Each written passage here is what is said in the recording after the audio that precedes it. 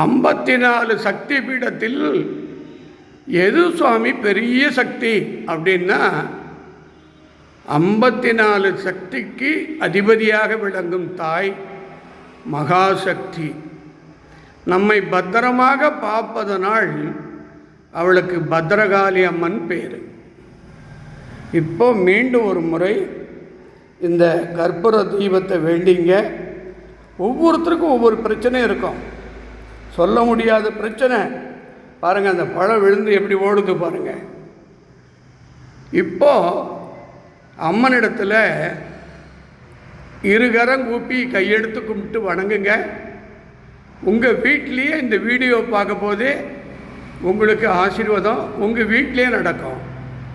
இப்போ அம்மா உங்கள் வீட்டுக்கு வருவா. யாரெல்லாம் பார்த்து கொண்டிருக்கிறீர்களோ வணங்கி கொண்டிருக்கிறீர்களோ இந்த பத்ரகாளி ஒருத்தி தான் பத்திரமாக பாதுகாப்பாள். நவகிரகத்துக்கு இவ கையில் இருக்குது, நவகோள்களும் இவகிட்ட இருக்குது, 27 நட்சத்திரம் அம்மா கிட்ட இருக்குது, சூரியனும் சந்திரனும் அம்மா கிட்ட இருக்குது.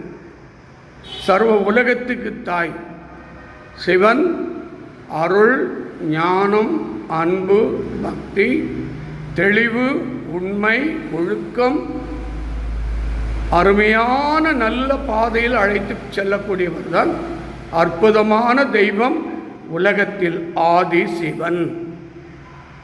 பெரும் செல்வத்தை பிரார்த்தனை மூலம் வாரி வழங்கக்கூடியவர் பெருமாள்.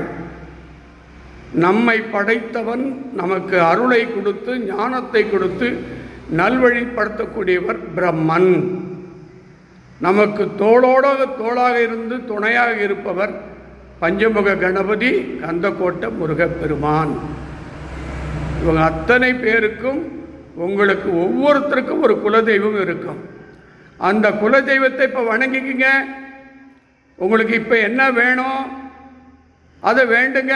திருமணம் ஆகலையா, குழந்தை இல்லையா, கடன் தொல்லையா, கோர்ட்டு கேஸு பிரச்சனையா, உங்களை பணத்தை ஏமாற்றிட்டாங்களா, வீட்டில் நிம்மதியாக இருக்க முடியலையா, வீடு இல்லையா, தொழில் இல்லையா, ப்ரமோஷன் இல்லையா, அரசியல் உயர்வு கிடைக்கலையா, நமக்கு மனசு நிம்மதியாக இல்லையா, நல்ல தூக்கம் இல்லையா, இப்போ எல்லாருக்கும் நிறைவான முறையில் தாயினுடைய அருளை பெறுவதற்கு மீண்டும் ஒரு முறை இந்த தீபாரதனை படைக்கிறேன்.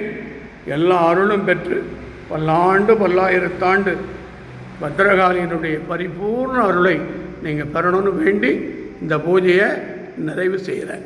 எல்லோரும் பாருங்கள், அற்புதமாக இருக்குதா, இவ்வளோ அழகாக இருக்கா பாருங்கள்.